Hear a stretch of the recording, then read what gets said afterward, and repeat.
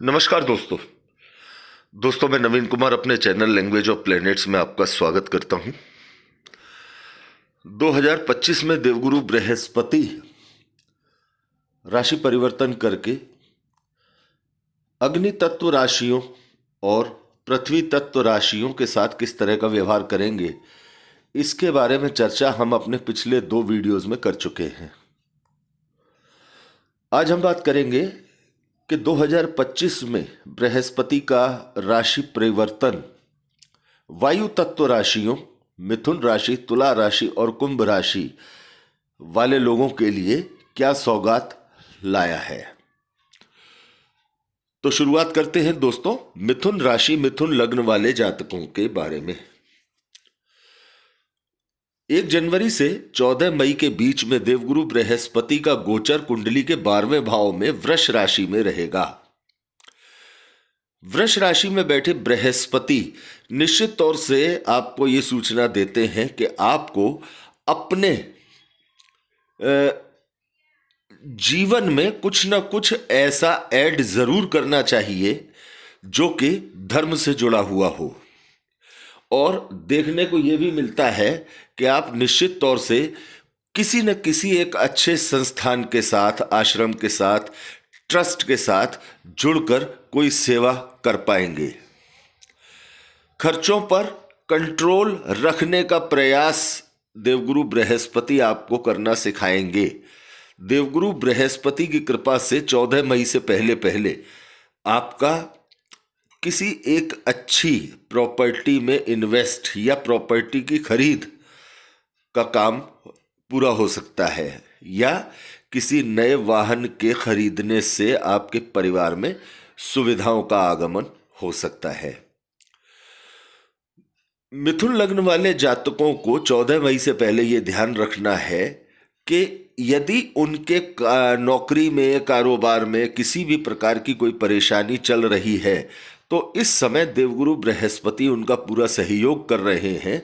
वो चाहें तो अपनी इन परेशानियों को थोड़े से प्रयास से दूर कर सकते हैं, मौका उनके पास है। 14 मई से पहले पहले यदि मिथुन लग्न वाले वो जातक जिनकी कुंडली में अचानक धन प्राप्ति का योग बना हुआ है और वर्तमान में 14 मई तक देवगुरु बृहस्पति का कुंडली के 12वें भाव में गोचर करना ये स्पष्ट संकेत देता है कि अचानक धन प्राप्ति का ये सबसे प्रबल अवसर साबित हो सकता है। देवगुरु बृहस्पति की नवम दृष्टि कुंडली के 8वें भाव पर पड़ रही है। ये एक अचानक धन प्राप्ति का और बिना कमाया धन, क्योंकि 8वां भाव आपको बिना कमाए धन की प्राप्ति कराता है, तो देवगुरु बृहस्पति की प्रबल दृष्टि के माध्यम से आप बिना कमाया धन 14 मई से पूर्व प्राप्त कर सकते हैं। यदि आपके परिवार में इस तरह की कोई पैतृक संपत्ति का मामला हो या किसी पुरानी कोई आपकी बीमे वगैरह की किसी की पॉलिसी हो, तो यह संभावना बन सकती है कि आपको बिना कमाया धन प्राप्त हो जाए। दोस्तों, यदि बात करें 14 मई से 18 अक्टूबर के बीच में, तो देवगुरु बृहस्पति का गोचर आपके लग्न में रहने वाला है। मिथुन लग्न में जब देवगुरु बृहस्पति गोचर करेंगे तो निश्चित तौर से ये आपकी शिक्षा में आपके जबरदस्त सुधार लाने का काम करेंगे, क्योंकि देवगुरु बृहस्पति आपकी कुंडली के 2 केंद्र स्थानों के स्वामी हैं और कुंडली के लिए कारक ग्रह भी है। तो देवगुरु बृहस्पति आपकी कुंडली के अंदर कुंडली के 5वें स्थान पर दृष्टि डालेंगे, 7वें स्थान पर दृष्टि डालेंगे और 9वें स्थान पर दृष्टि डालेंगे। तो निश्चित तौर से भाग्य की प्रबलता के चलते आपको शिक्षा से जुड़े या अपने शिक्षा का लाभ लेते हुए किसी काम से जुड़ने का मौका मिलेगा निश्चित तौर से। और यदि आपके प्रेम संबंधों में किसी भी प्रकार की कोई परेशानी चल रही है या खटास चल रही है तो वो भी दूर होने की तरफ जाएगी। दाम्पत्य संबंध प्रगाढ़ होंगे। जिन लोगों को विवाह के अवसर का इंतजार है उन्हें ये अवसर मिल सकता है। कारोबार में एक अच्छी उछाल देखने को मिलेगी। 14 मई के बाद आपको भाग्य का सहयोग मिलने से आप अपने कारोबार का विस्तार करने की तरफ भी जा सकते हैं। दोस्तों, धार्मिक यात्राओं के होने से मन प्रफुल्लित रहने के संकेत हैं। मिथुन लग्न वाले जातक 14 मई से और 18 अक्टूबर के बीच में निश्चित तौर से कोई ऐसी धार्मिक यात्रा करते हुए दिखाई देते हैं जिसका आने वाले समय में उनको भरपूर लाभ मिलने की संभावना बनेगी। दोस्तों, जिन भी मिथुन लग्न वाले जातकों की संतान उत्पत्ति को लेकर एक उम्मीद है, उनकी ये उम्मीद 14 मई से और 18 अक्टूबर के बीच में पूरी होती हुई दिखाई देती है। कारोबार में पार्टनर्स के साथ या दाम्पत्य जीवन में किसी भी प्रकार का कोई छोटा मोटा विवाद या किसी प्रकार की कोई परेशानी है तो वो दूर होने की तरफ जाएगी। लग्न में बैठे हुए देवगुरु बृहस्पति आपके अंदर बौद्धिक क्षमता के साथ साथ आपके ज्ञान को भी विस्तार देंगे। आपकी योग्यताएं विस्तृत होंगी। आपके अंदर शुभ अशुभ निर्णय करने की अद्भुत क्षमता का विकास होगा। तो देखा जाए तो ओवरऑल ये साल मिथुन राशि मिथुन लग्न वाले जातकों के लिए बहुत बेहतरीन समय लेकर आया है। दोस्तों, अब हम बात करते हैं तुला राशि तुला लग्न के जातकों के बारे में। तुला राशि तुला लग्न के लिए देवगुरु बृहस्पति अकारक ग्रह हैं। कुंडली के तीसरे और छठे भाव के स्वामी होकर देवगुरु बृहस्पति इस समय वृष राशि में कुंडली के 8वें भाव में गोचर कर रहे हैं, जो कि लग्न के स्वामी शुक्र की ही दूसरी राशि है। देवगुरु बृहस्पति की इस कृपा से देवगुरु बृहस्पति की दृष्टि 12वें भाव पर होने से 14 मई तक आपके एक अच्छी विदेश यात्रा के विकल्प खुले हुए हैं। यदि आप किसी कारोबार के सिलसिले में या किसी नौकरी के सिलसिले में विदेश जाने की कोई आपकी संभावना बनती है तो इस दौरान वो पूरी होती दिखाई देती है। अचानक से एक बड़ी धन प्राप्ति के संकेत देवगुरु बृहस्पति देते हैं, और वो भी ऐसी संपत्ति जो आपके बड़े बुजुर्गों की अर्जित की हुई हो, जो आपकी पैतृक संपत्ति हो।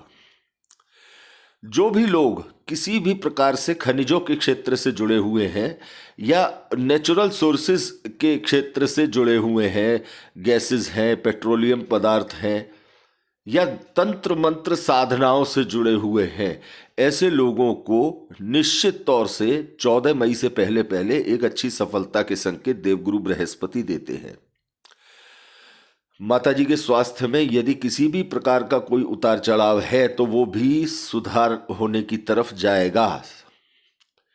दूसरी बात कि यदि आपका कोई प्रॉपर्टी को लेकर के कोई एक अनिर्णय की स्थिति है जिसे आप लेना चाह रहे हैं लेकिन नहीं ले पा रहे हैं, तो वाहन या प्रॉपर्टी की खरीद भी 14 मई से पूर्व संभव होती दिखाई देती है। वाणी का प्रयोग संयम के साथ करें। दूसरी बात यहां पर यह है कि आपको कुटुंबी जनों के साथ अपने वैचारिक मतभेद से बचने की आवश्यकता यहां पर होगी। दोस्तों, जब भी देवगुरु बृहस्पति का गोचर कुंडली के अष्टम स्थान में होता है तो जातक के जीवन में संघर्ष जरूर देखने को मिलता है। धन को लेकर भी संघर्ष की स्थिति बनती है। साथ ही जिन लोगों की जन्म कुंडली के अंदर देवगुरु बृहस्पति अष्टम स्थान में हो और शुक्र की स्थिति अच्छी न हो तो निश्चित तौर से स्वास्थ्य में भी अक्सर किसी न किसी तरह की कोई समस्या देखने को मिलती है। तो ऐसे जातकों को निश्चित तौर से इस बात का ध्यान रखना चाहिए कि उन्हें अपने लग्न की मजबूती के लिए उपाय करने की तरफ जाना चाहिए। देवगुरु बृहस्पति कुंडली के 12वें भाव पर दृष्टि डाल रहे हैं। ये एक बहुत बेहतरीन मौका है जब देवगुरु बृहस्पति कुंडली के 8वें भाव में बैठे हैं और आपको ये स्पष्ट संकेत दे रहे हैं कि आपको अपने जीवन में, अपनी दिनचर्या में अपने व्यवहार में बदलाव लाने की सख्त ज़रूरत है और ये समय भी देवगुरु के अनुरूप बदलाव लाने का है। भले ही देवगुरु बृहस्पति आपकी जन्म कुंडली के अकॉर्डिंग एक अकारक ग्रह हैं, लेकिन देवगुरु बृहस्पति सर्वाधिक शुभ ग्रह हैं। और भले ही देवगुरु बृहस्पति आपकी कुंडली के 8वें भाव में बैठे हैं, लेकिन देवगुरु बृहस्पति का ऐसा स्वभाव कभी नहीं है कि ये 8वें भाव में किसी तरह की कोई बड़ी पीड़ा खड़ी करे।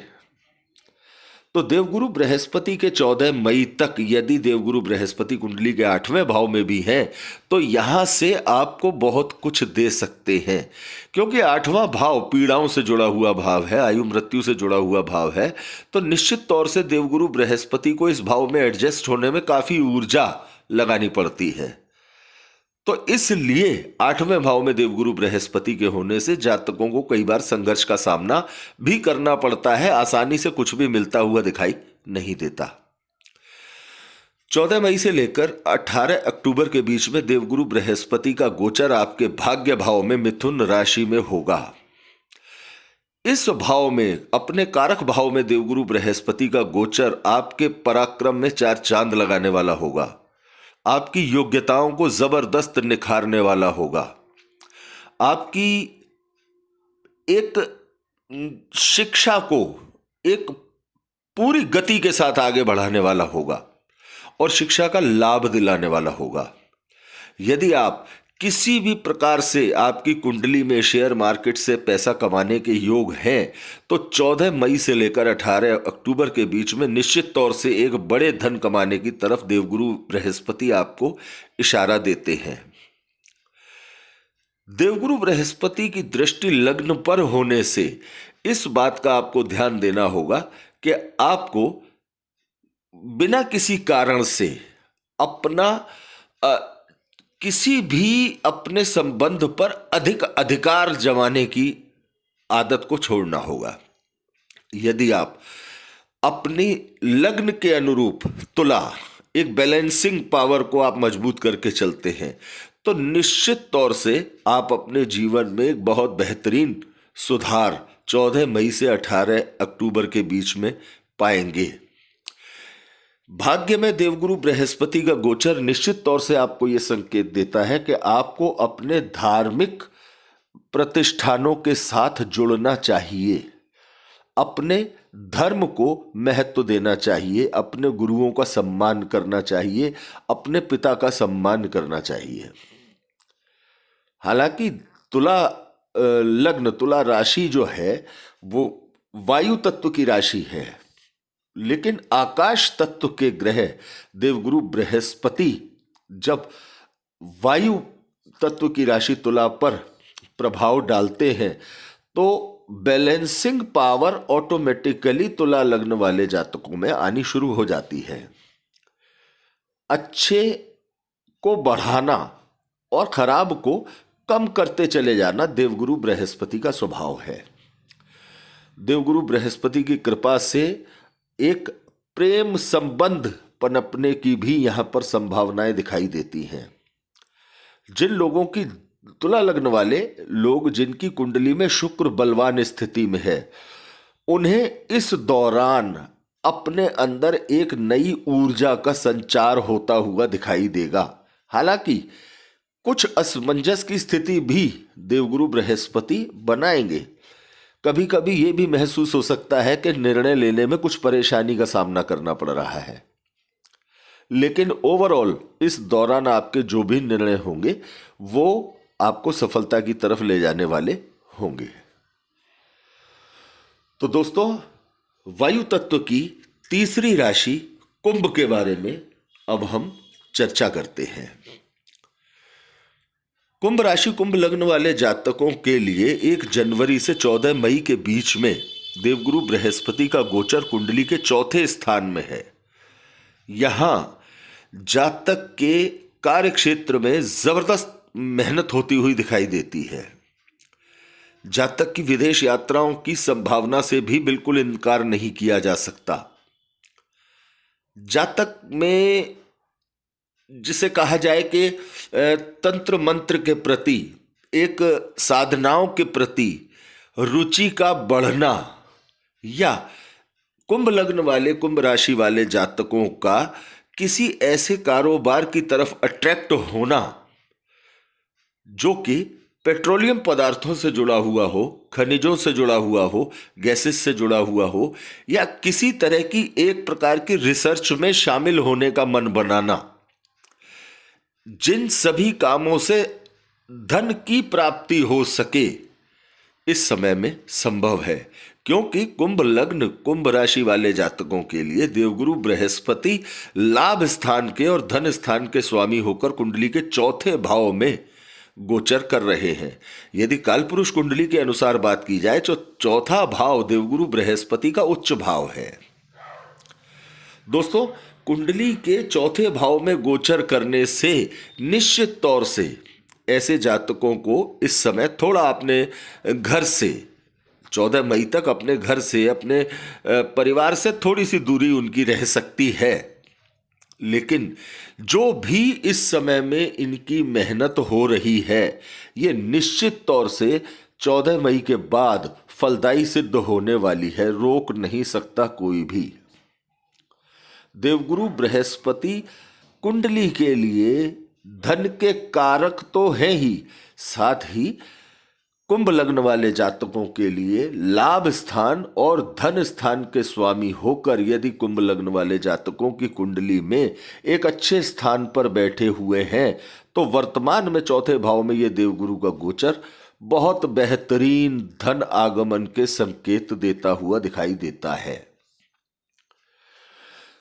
14 मई से लेकर 18 अक्टूबर के बीच में देवगुरु बृहस्पति जब कुंडली के 5वें स्थान में मिथुन राशि में गोचर करेंगे तो ये भाग्य में 4 चांद लगाने का काम करेंगे। लाभ स्थान को, अपने ही स्थान को देखेंगे और लाभ में 4 गुना बढ़ोतरी करना संभव होगा। लग्न पर देवगुरु की दृष्टि, लाभ स्थान के स्वामी की पंचम स्थान में बैठकर और लग्न पर दृष्टि, अर्थात इस समय में जो भी आपके निर्णय होंगे वो आपको ख्याति दिलवाने वाले होंगे। आपको बड़े भाई बहनों का सहयोग मिलता हुआ दिखाई देगा। हालांकि इस दौरान 14 मई से 18 अक्टूबर के बीच में प्रेम संबंधों में कुछ गलतफहमी सी आ सकती है, लेकिन देवगुरु बृहस्पति किसी भी संबंध को टूटने नहीं देते। देर सवेर इसमें सुधार अवश्य आएगा। बड़े भाई बहनों का सहयोग मिलता दिखाई देगा, दोस्तों का सहयोग मिलता दिखाई देगा, लेकिन कुछ एक दोस्तों के साथ विचारों के टकराव के कारण कुछ दूरी भी आ सकती है। धार्मिक यात्राओं के आयोजन 18 अक्टूबर से पहले पहले होते हुए दिखाई देते हैं। यात्रा देशाटन की स्थिति बहुत प्रबलतम तौर पर बनती दिखाई देती है। कुटुंबीजनों का सहयोग आपको बेहतर मिलता हुआ दिखाई देगा। ओवरऑल यदि ये कहा जाए कुंभ लग्न और कुंभ राशि वाले जातकों के लिए ये एक गोल्डन पीरियड साबित होगा। इन्होंने पिछले 4-5 साल में जितनी भी मेहनत की है उस मेहनत को रिवॉर्ड देने देवगुरु बृहस्पति कुंडली के पंचम स्थान में आएंगे। जो भी लोग अपने विवाह से संबंधित किसी प्रकार की कोई उम्मीद लगा के बैठे हों तो इस दौरान लग्न पर पड़ती दृष्टि एक अच्छा जीवन साथी खोज लेने में आपकी मदद करती हुई दिखाई देगी, क्योंकि कुटुंब भाव के स्वामी है और किसी भी भाव के स्वामी होते हैं तो उसका विस्तार करने की तरफ देवगुरु बृहस्पति अवश्य जाते हैं। तो यदि आपका विवाह होता है तो कुटुंब का विस्तार होता है। दोस्तों, कुटुंब स्थान के स्वामी देवगुरु बृहस्पति का पंचम स्थान में गोचर करना आपको ये संकेत देता है कि आपकी ख्याति आपकी वाणी से बढ़ने वाली है, इसलिए अपनी वाणी का प्रयोग संभल कर करें। तो यदि हम माफ कीजिएगा दोस्तों, तो यदि हम देवगुरु बृहस्पति का व्यवहार मिथुन राशि, तुला राशि और कुंभ राशि के लिए 2025 में देखते हैं तो हमें ये साफ तौर पर दिखाई देता है कि इन तीनों ही राशियों का यदि अपने आप पर नियंत्रण हो तो निश्चित तौर से 2025 में इनका परचम पूरे जोश के साथ लहराने वाला है। तो दोस्तों, अगले वीडियो में हम बात करेंगे बची हुई 3 राशियों, जल तत्व राशियों, कर्क राशि, वृश्चिक राशि और मीन राशि के साथ 2025 में देवगुरु बृहस्पति क्या लेकर आए हैं। यदि ये वीडियो आपको अच्छा लगा हो तो ज़्यादा से ज़्यादा दोस्तों के साथ इसे शेयर करना ना भूलें। वीडियो को लाइक करें और चैनल को सब्सक्राइब अवश्य करें। धन्यवाद दोस्तों।